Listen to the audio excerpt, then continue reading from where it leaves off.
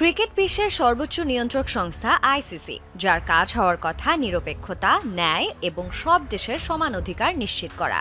কিন্তু প্রশ্ন উঠছে, আইসিসি কি সত্যিই সেই ভূমিকা পালন করছে, নাকি তারা বন্দী কোনো এক শক্তিশালী বোর্ডের ছায়াতলে? এই প্রশ্নটাই জোরালোভাবে তুলেছেন পাকিস্তানের সাবেক তারকা স্পিনার ও টি-20 বিশ্বকাপ জয়ী সাঈদ আজমল। করাচিতে এক অনুষ্ঠানে আইসিসির অস্তিত্ব নিয়েও প্রশ্ন তুলেছেন এই সাবেক। বিশ্ব ক্রিকেটের সামগ্রিক স্বার্থে যদি আইসিসি নিরপেক্ষ ও নীতিগত সিদ্ধান্ত নিতে না পারে, তাহলে তাদের কার্যক্রম বন্ধ করে দেওয়া উচিত। আইসিসি যদি ভারতীয় বোর্ডের উপর নিজের সিদ্ধান্ত কার্যকর করতে নাই পারে, তাহলে তাদের অস্তিত্বেরই কোনো প্রয়োজন নেই। ভারত পাকিস্তান ক্রিকেট সম্পর্ক টেনে এনে তিনি আইসিসির অসহায়ত্বের উদাহরণ দেন। তিনি বলেন, পাকিস্তানে বৈশ্বিক টুর্নামেন্ট হলে ভারত সেখানে খেলতে যায় না, আর আইসিসি সেটি মেনে নেয়।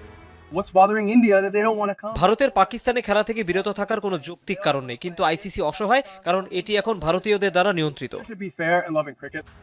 একই অনুষ্ঠানে বাংলাদেশ ক্রিকেটের ভারতে বিশ্বকাপ খেলতে না চাওয়া ও মুস্তাফিজুর রহমানকে নিয়ে কথা বলেছেন দেশটির আরেক সাবেক কামরান আকমল। তার মতে বাংলাদেশ তাদের সিদ্ধান্তে সঠিক। মুস্তাফিজের সাথে যেটা হয়েছে সেটা সত্যি দুঃখজনক। আবার মিডিয়াতে এসে বলা হয় নিরাপত্তার কারণে বাদ দেয়া হয়েছে ফিজকে। সামনেই বিশ্বকাপ, যেখানে একজন ক্রিকেটারকে তারা নিরাপত্তা দিতে পারছে না, সেখানে পুরো বাংলাদেশ দলকে তারা কিভাবে নিরাপত্তা দেবে? আমার মনে হয় বাংলাদেশ তাদের জায়গায় সঠিক, তবে এই সিচুয়েশনটা ভীষণ কঠিন।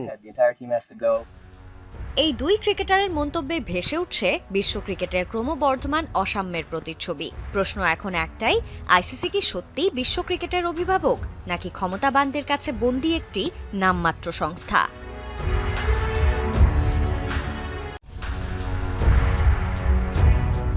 ক্রিকেট বিশ্বের সর্বোচ্চ নিয়ন্ত্রক সংস্থা আইসিসি, যার কাজ হওয়ার কথা নিরপেক্ষতা, ন্যায় এবং সব দেশের সমান অধিকার নিশ্চিত করা। কিন্তু প্রশ্ন উঠছে, আইসিসি কি সত্যিই সেই ভূমিকা পালন করছে, নাকি তারা বন্দী কোনো এক শক্তিশালী বোর্ডের ছায়াতলে?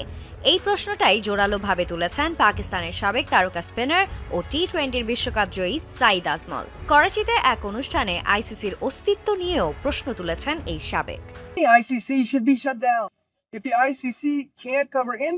বিশ্ব ক্রিকেটের সামগ্রিক স্বার্থে যদি আইসিসি নিরপেক্ষ ও নীতিগত সিদ্ধান্ত নিতে না পারে, তাহলে তাদের কার্যক্রম বন্ধ করে দেওয়া উচিত। আইসিসি যদি ভারতীয় বোর্ডের উপর নিজের সিদ্ধান্ত কার্যকর করতে নাই পারে, তাহলে তাদের অস্তিত্বেরই কোনো প্রয়োজন নেই।